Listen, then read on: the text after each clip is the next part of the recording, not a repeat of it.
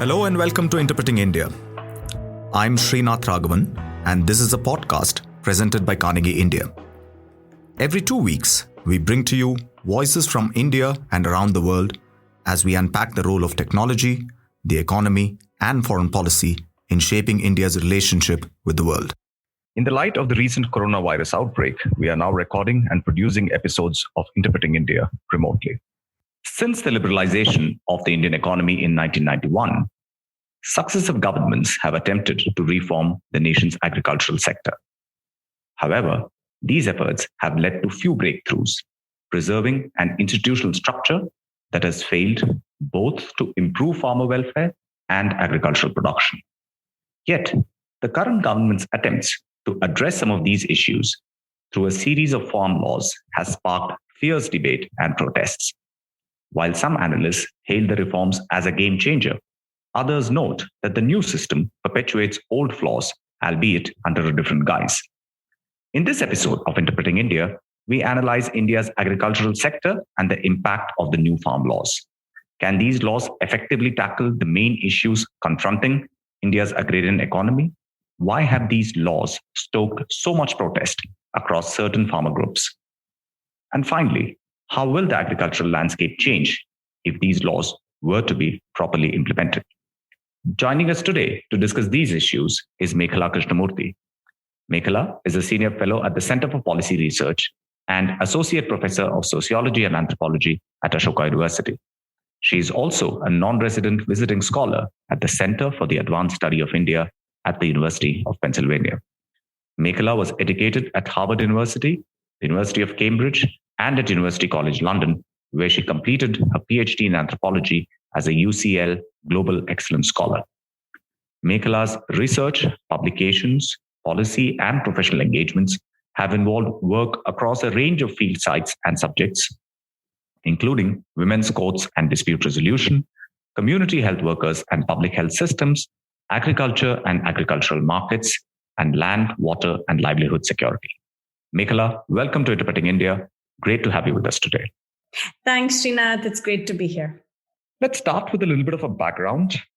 Could you perhaps give us a capsule account, really, of the evolution of India's agricultural policies? What is the role of the markets? How has the agricultural landscape in the public policy sense evolved over the sort of long period of independence, but perhaps a shorter period since liberalization as well? Great, sure. So India's agricultural sector is very vast and complex, and agricultural policy also has many different dimensions. So, of course, for many, many years, the focus has been on agricultural production.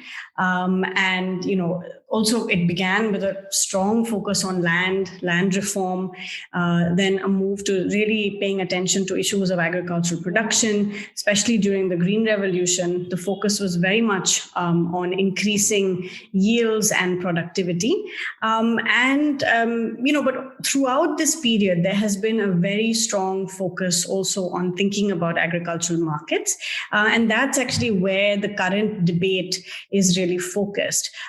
So to give you, a little bit of a sense of where agricultural markets come into the story, we have to go back to a colonial period. Now, Indian agricultural marketing law was first most formally mentioned in the Royal Commission on Agriculture, and that was 1928. And it's interesting because Lilith-Gau, who actually was in charge of that committee, actually had been charged with doing a very similar exercise in London with the very unruly wheat and meat markets there. So basically, this is where the idea of local market committees and properly regulated local marketplaces really takes hold. And there were older provincial laws that, focused on this as well. And then since independence, there's been a lot of development and focus on these committees.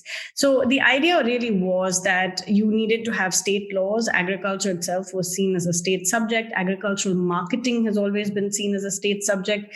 So what you start seeing in the planning, the different plans that come from the 1950s onward is a focus on development, promotion and development of local agricultural markets, or what we now know as APMCs, which come under state law.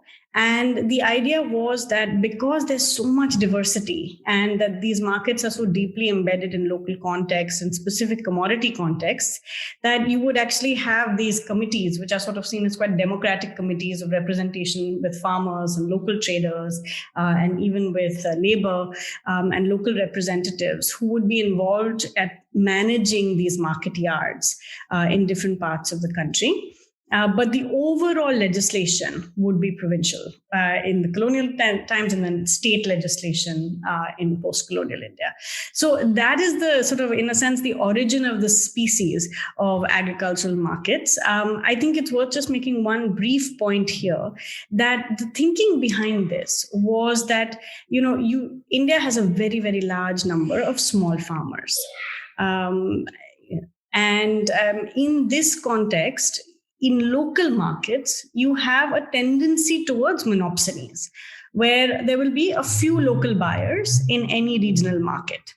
And so the idea was that if you created physical market sites where farmers could take their produce and engage in a kind of regulated exchange with a private actor, where the state would regulate the market yard, and what you would have there is ideally an auction. You would have, some standardization of weights and measures.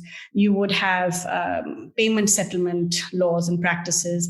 And then you would have on-site dispute resolution, that this would give farmers better bargaining power than they would have in bilateral unregulated exchange outside mandis.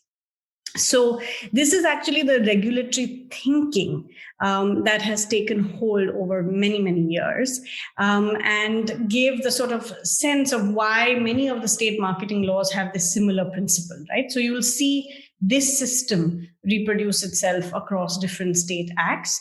But of course, some states chose not to do it. So notably, Kerala in the 1960s decided that they didn't need agricultural produce marketing committees because they had largely plantation crops and were dependent actually on imports from other states for many of their other food needs. And so they had a system where they set up and functioned under commodity boards instead. So not all states had the same system, but across many states, you at least saw a similar kind of law with quite specific differences, right?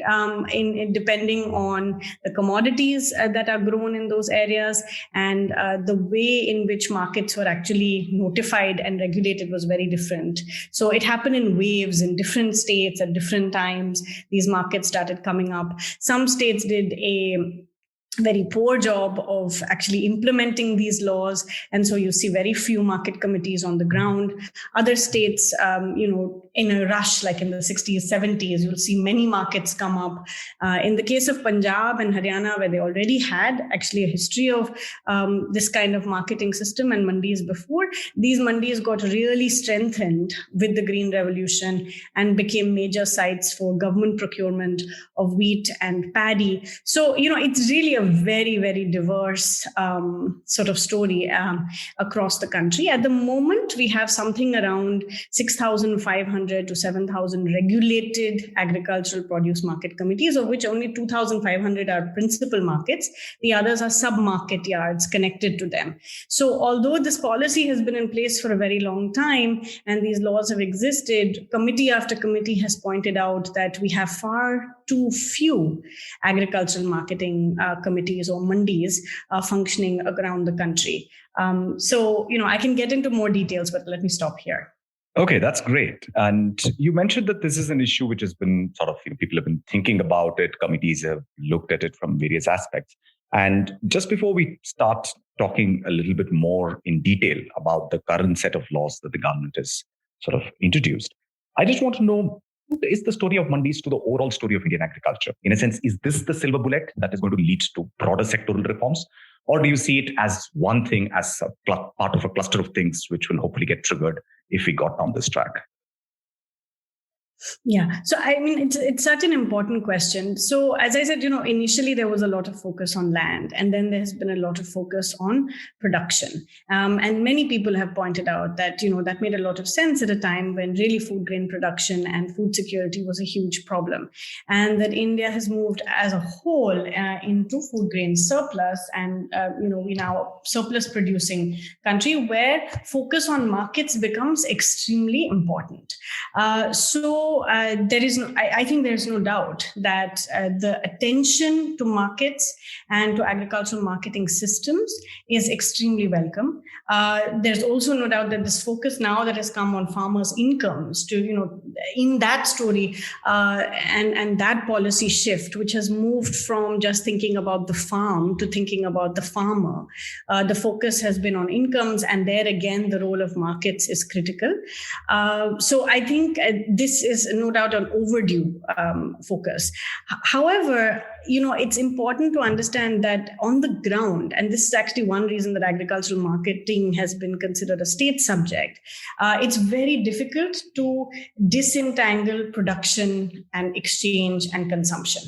Right? Often in the same unit, multiple things are happening. So we found in fieldwork on the ground, and particularly in Bihar and Odisha, but across many states, farmers also almost immediately after harvest, depending on if it's a food grain, retain quite a lot of the produce for self-consumption. In Bihar and Odisha, we found sometimes only about 40 to 60%, in some cases only 20% of farmers had marketable surplus, that is surplus that they sold in the market. So we must remember that agriculture is still an important source of food security for some producers. Many cultivators have a mix where they keep some of their grain for food security and for own consumption, and then they sell some of it. And then many are actually just producing and engaging deeply with markets as surplus producers or taking cash crops, etc. So again, you see a lot of variation. And therefore, while markets are important, I think it's incredibly important to understand them in the context of the larger agricultural system, where production, marketing, processing, distribution, and consumption are actually interlinked in practice. And it all sounds very technical and complex, but if you actually go to the ground, it's abundantly obvious, because inputs, you need credit to take inputs. Inputs are part of the production cycle. You may take credit and sell to the same person you took credit from. You may sell to someone else, but you still have, a certain kind of household economics that you're working with. You may need to sell in order to take the next crop, because you need to buy inputs for the next crop. So as soon as you sort of get on the ground, the connections become very obvious, which is why often reforms in agricultural marketing has failed, because we've sort of thought we will reform the market, remove certain intermediaries, rationalize it, without realizing some of these other connections, which are extremely tenacious and important for farmers, because this is what allows the entire system to function. So I absolutely think agricultural marketing is critical, but I think without seeing it in the context of the larger agricultural system, sometimes what happens is we misidentify the problem, or we think that something is easier to solve. And that's actually been one of the reasons why market reforms are so difficult, so critical to undertake, but so difficult to actually achieve. Right. And what is the government trying to do with these laws now? I mean, if you could sort of take us to the nub of the matter, so to speak. Yeah. So the three laws that have been brought in are, many people see them as a set. Each of these issues has been discussed, independently as well. They've been brought in together, so they're also read together. The first law, which is actually the most controversial, is this law called the Farmers Produce Trade and Commerce Act, and it's FPTC, and some people call it the Mandi Bypass Act.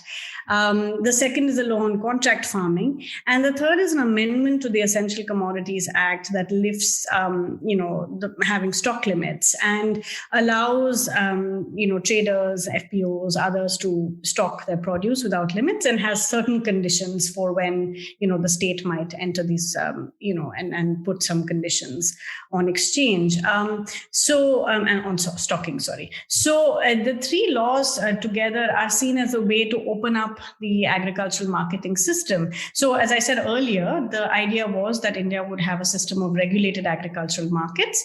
And these were set up with the idea that, the state would initially, in order to develop them, restrict formal regulated exchange to the mandis itself, right, to the market yard. And so although you have a larger market area, any larger trader or, processor would have to take a license from the mandi, from the APMC, and buy and sell and transact in the market yard itself. Now, importantly, this never actually applied to farmers. So farmers were never restricted. They could sell anywhere. And as we know that a very large amount of produce across different commodities actually doesn't enter mandis at all. And a large amount is not brought by farmers directly to mandis, even if the produce comes. So farmers have actually exchanged outside mandis informally for a very long time. They usually sell to intermediaries or aggregators who sometimes come to mandis or sometimes sell directly in other channels. So the laws used to restrict buyers to the market area. Now, since I would say about 20 years, and the government has been saying this as well, that these laws are, reflect reform debates that have been happening for 20 years. So since, 2000, there has been a very clear sense that this was restrictive. That while they were important to establish mandis and to create them in certain areas in the country, that restricting all trade to the mandi is not a good idea. And so for years, there's been this idea, and there have been two model acts that the government, both NDA governments in 2003 and then in 2018 or 2017 was the second one, that they brought to encourage states to amend their acts wherever their acts exist to allow corporations, private actors to take licenses to either set up their own procurement channels outside the mandi and also to participate in contract farming. It also allowed private buyers to set up their own private markets. So you could have single license hubs where you yourself bought, or set up private markets.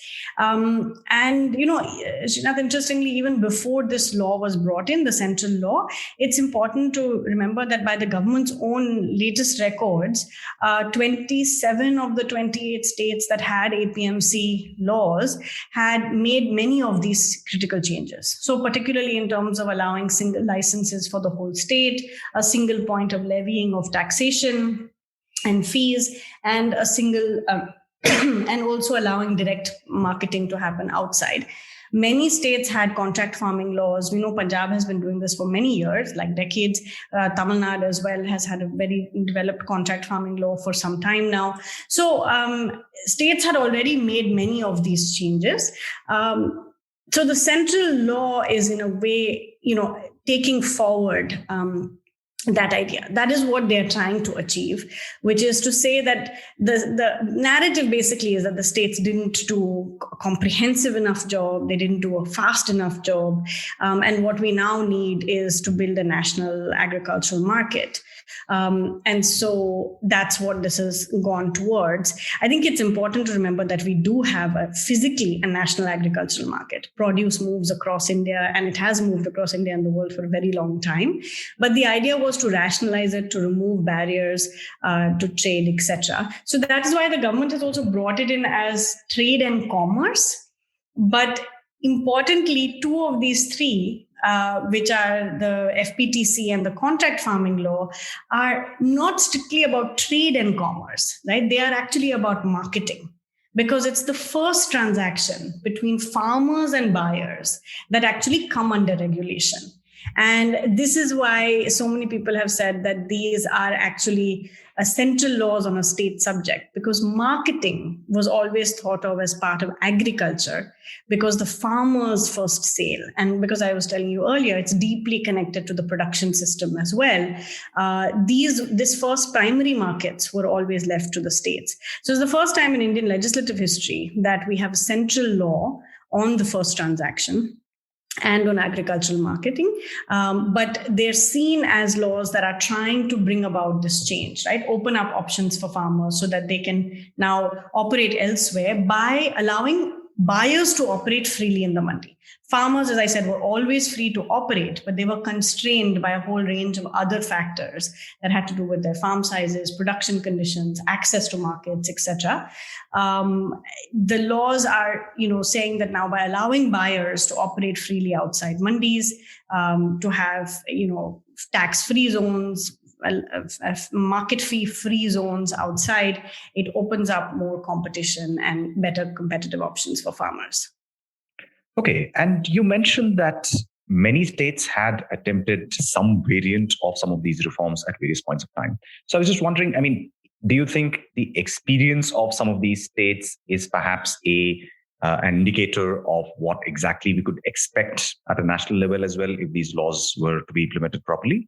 Yes, so absolutely. So I think there are three quick points I'd like to make. The first is, given the extent to which states had already made amendments and changes in their laws for agricultural marketing, there's an important question as to whether we needed a central law in this subject, right? Because the conditions are so varied, and because states have very different conditions, both of the development of agricultural production and marketing, they would be best placed to understand how they should adapt and bring about these laws. So while there was movement, I think it's extremely important to ask whether it really was needed that we have a central law. And I do think that perhaps we were coming to a point where it is important to have some kind of framework, institutional framework, whether legal or not, to think about interstate trade issues, questions where you need greater coordination and consensus between states, perhaps on taxation, certainly on questions of storage and stock limits, where decisions by one state affect either producers or consumers in other states. Right. And we don't have a formal mechanism, a formal institutional mechanism for taking on those issues. So I think, even within this government, there had been this question earlier as well, that should we have an interstate council for agriculture? I think that would actually be something that would be very important going forward. These laws don't bring that in.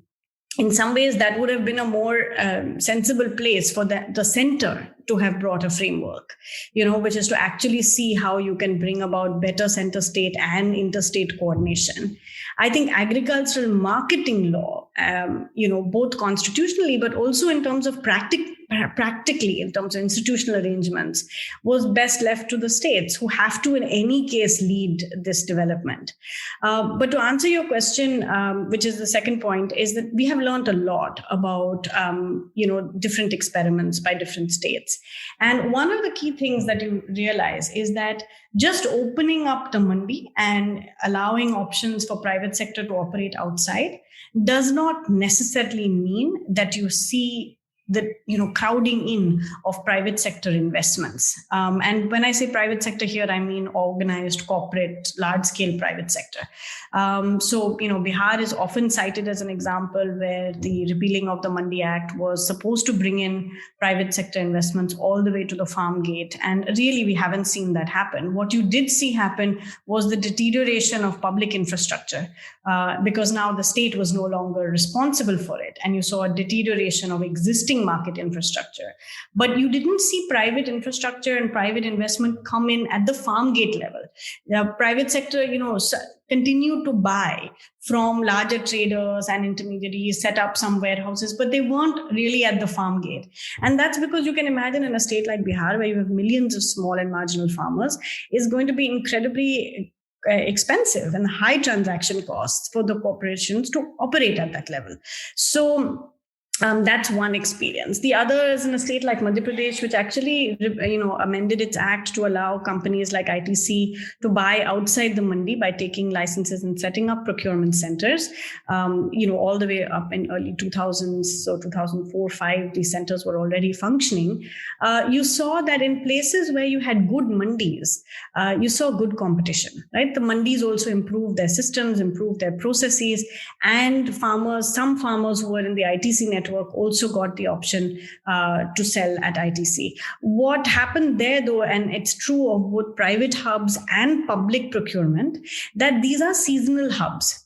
Right? They tend to come in based on their own commercial requirements at different times in the season, and to buy certain crops at certain qualities.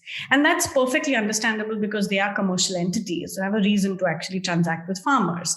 Whereas mandis were multi-buyer, all year round, multi-commodity markets. So they had a slightly different function. So they were not just an alternative channel. They functioned as the benchmark for price discovery in the local area. They were public, so all kinds of sizes of farmers could go, and all sizes of buyers also, right? So you had an auction, and that allowed you to discover prices better. So we've also seen that happen. In Karnataka, they've actually interlinked all their mandis. It's been an interesting process of reform to amend their acts to allow, to actually enable auctions to go online, and with the idea that will actually improve further price discovery and regulation of markets. And what you see there is interesting. You don't see as much inter-district trade even, right? So inter-mandi trade you don't see. Like each mandi now has moved its auctions from manual tendering to online, but there's still very little inter-district. And that's the same thing that's happening even with ENAM, the government's own program, which has brought a certain number of over 500 mandis online. You're not seeing much inter-district, interstate buying. And that is because, these markets require a good deal of intermediation and things like price, not just price discovery, but quality, assaying, logistics. So intermediaries play a very important role. So I think the lesson from this is that if you have good baseline regulation and good primary markets, these alternative channels can work quite well. And they do bring about competition and greater options.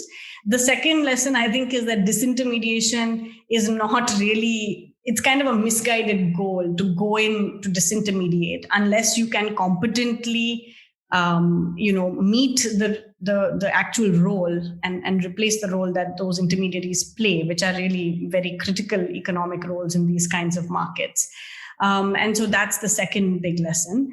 Importantly, it's really important to say that even after all these years of allowing private sector buying at the mandi level in many, many states, the penetration is low.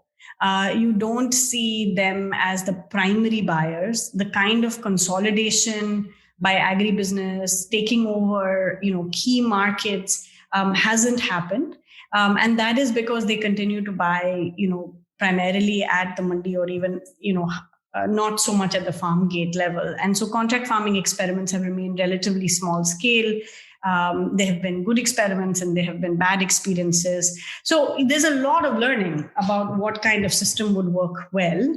And I think the larger lesson is that while we thought our markets are really, really inefficient and there's lots of this low-hanging fruit, when you speak to corporations, they often tell you that these markets are hyper-efficient, that this is a high-volume, low-margin business, and it doesn't make sense for them to build assets deep in the market unless they are actually in all parts of the channel, and have much greater participation across the agro-commercial channel. So those are some, interesting, important, but also sobering lessons for those who think that, opening this up will mean that there will be some sort of private sector transformation. I'll make one final quick point. This is something we've also talked about so much, is that, I think the imagination of the private sector in India, when we say the private sector will come in, is we mean large scale corporates.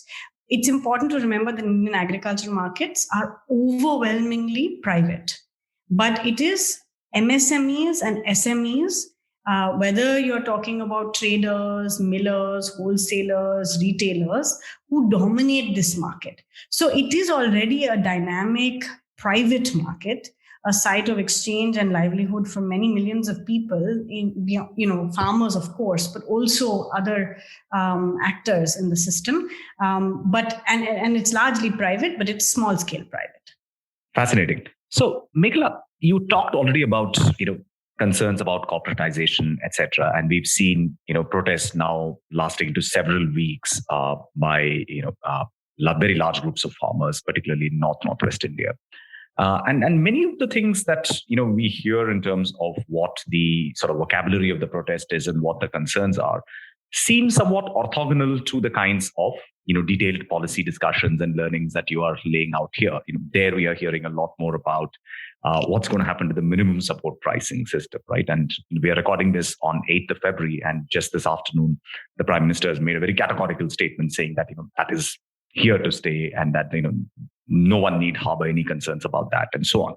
The second set of issues which have been really in front and center in terms of at least the vocabulary of the protest has been this concern that big businesses could take over the entire sort of supply chain of agriculture and monopolize it to the detriment of farmers and so on. So I'm just wondering, how do these sort of concerns by these groups of agricultural sort of laborers and farmers relate to the kinds of policy issues that you've been focusing on? And what do you think is the way forward, given that this now seems to be something of an impasse as far as this whole thing is concerned? Yeah. Let me take two. Let me answer this in two ways. So the first is that if we focus on the laws itself, and interestingly, again in Parliament on Friday, the Minister of Agriculture said, nobody has been able to articulate what is wrong with the laws. Right? Actually wrong with the laws. Now, I think it's important to point out three departures that the laws represent. The first departure is that this is a central law on a state subject. So I think that is extremely important to understand that a central law on a state subject is not just a process issue. You should have consulted the states. It's actually an institutional framework issue, which brings you to the second point, because, you have created for the first time, because the center could not step on the toes of the state. The law is a very funny law that I'm talking particularly to the FPTC, which creates these trade areas outside regulated market areas, wherever regulated market areas exist. So, contrary to what was being thought of up until now, which was the idea of a comprehensive framework for opening up mandis and allowing decent regulatory framework and infrastructure, and then multiple options for farmers, what you've actually created is a strange regulatory fragmentation, where if a state has a Mandi Act, then the sites under those Mandi Acts, whether those are public sites like APMCs or private buyers who have taken licenses under those acts, those sites are all called market areas. All around them now you have trade areas. So it's not just two regulatory zones, right? One which is trade area and the other is market area. In different states, you have trade and market areas of different kinds. So in a state like Bihar, which had no APMC Act, now the whole state is a trade area. In other states, you have some parts of the state which will come under state regulation and other parts which will now be free under the Central Act. So the second major thing, so first it's a Central Act on the state subject. The second is that as a result of that, it has actually created regulatory fragmentation, multiplicity of regulatory regimes, not just two, but many across different states. And this is, in my view, not great for anybody who wants to operate. It actually creates more regulatory confusion than clarification and simplicity. So that's the second point. And the third, which is something people have been saying for quite a long time, is that since these acts came, is that they mark a fairly serious departure in what we consider good regulatory infrastructure or good regulatory principles. So, it allows anybody with a PAN card, for example, to trade in these free areas. It doesn't allow states to levy any market fees or taxes in these areas. But also it has a very different dispute resolution system. The Mandi system was created so that you could have on the spot dispute resolution. Here it is SDMs, the subdivisional magistrate, and then if that fails, the collector, who in 30 days has to set up a conciliation board. Some very basic things like, being able to ensure counterparty risk. So how do you, prevent traders from absconding without paying farmers? These things have not been worked out. So while you have a system, there is some idea of what dispute resolution should look like. People have really pointed out that these are unlikely to work on the ground because it's like district level, administrators who are very busy and don't have the time to address many of the issues and urgency with the urgency required. So there are actually design flaws.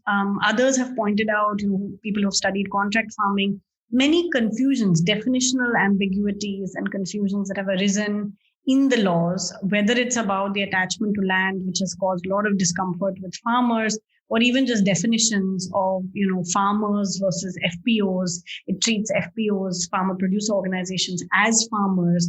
The bringing of third party service providers. So these are confusions that those who have studied contract farming say could definitely have been avoided had the laws been, more carefully worked out, and that earlier iterations and renditions of corporate, this contract farming laws have been better than what has finally been brought in. So I think the first issue is that these are major departures, even in terms of regulatory quality and the regulatory framework. This is important because many people have ended up saying that, there's nothing wrong with the laws. It's just turned into a political issue and people are agitated about things that the laws say nothing about. So I think that brings me to the second point, which is that what has been at the heart of the farmers' concern is that the new laws, weaken the agricultural produce market committees, the APMC mandis. And the second is that they will lead to the withdrawal of the MSP.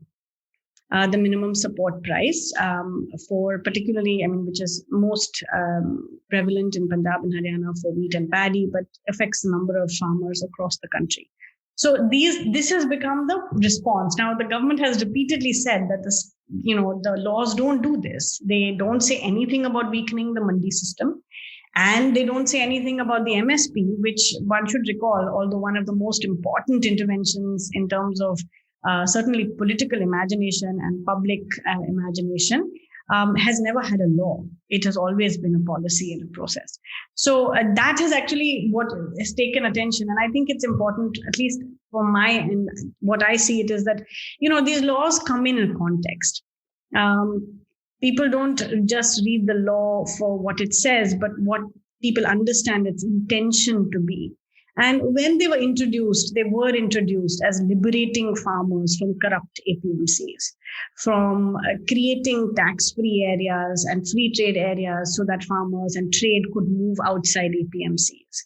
We have seen over the last few months reports from some states, Karnataka, Madhya Pradesh, about APMCs struggling now to have adequate revenue.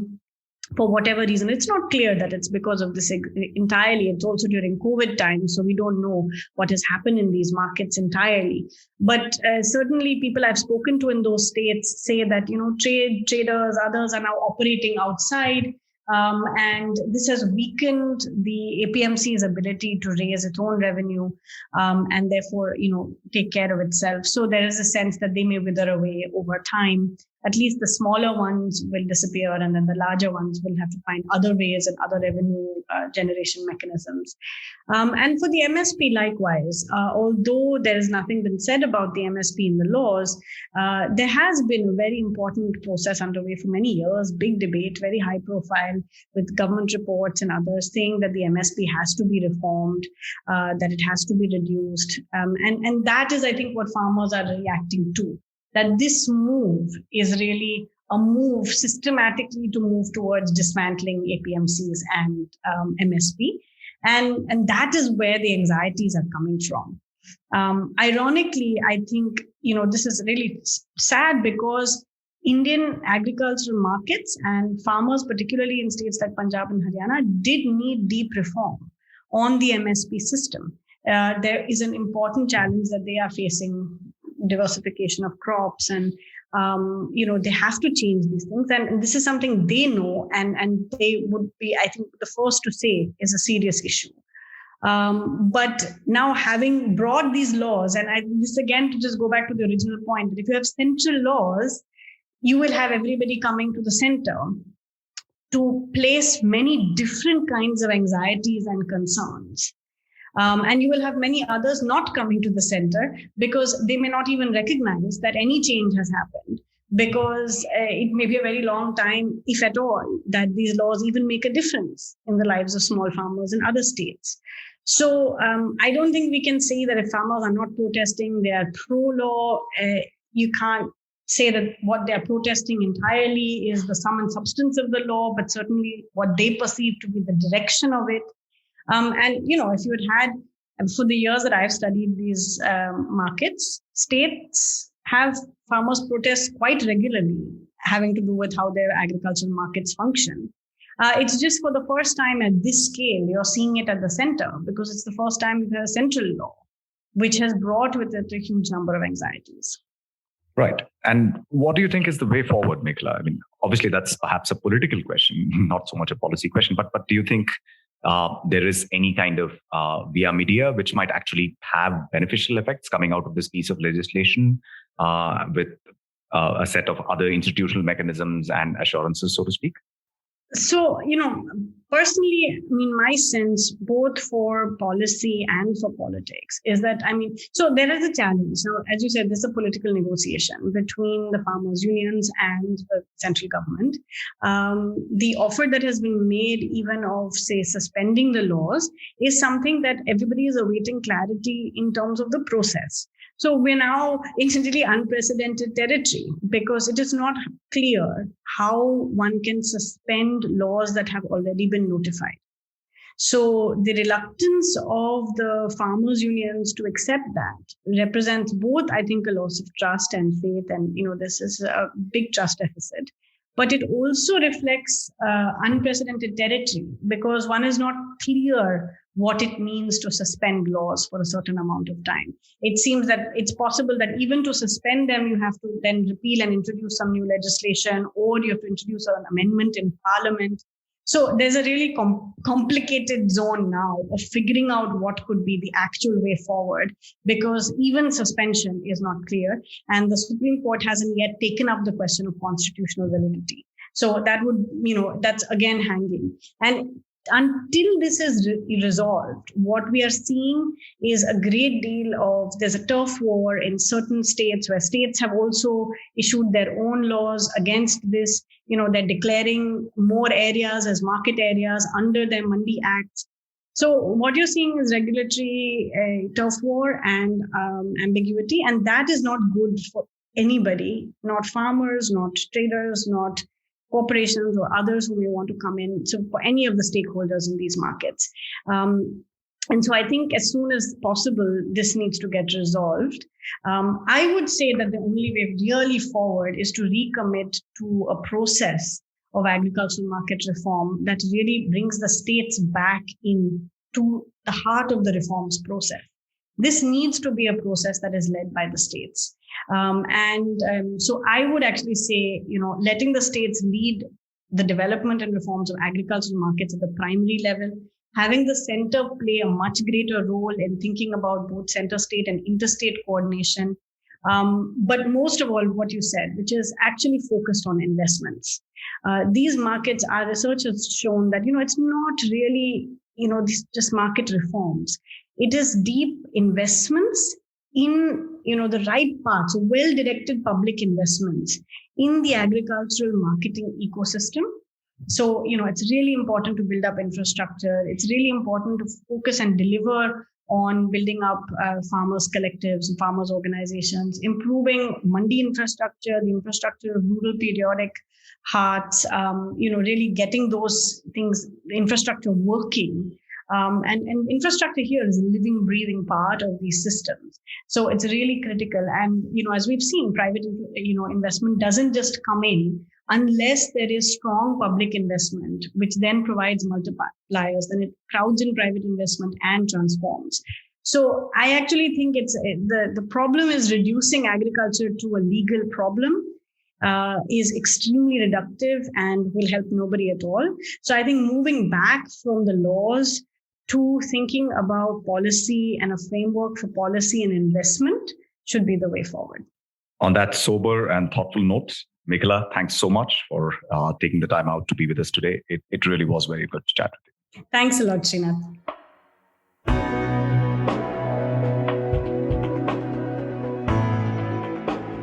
With this episode, we conclude season 1 of Interpreting India. We are taking a short break to repackage ourselves for a new season in which my colleagues from Carnegie India will be joining me in bringing the most important discussions on foreign policy, technology, and the economy to you.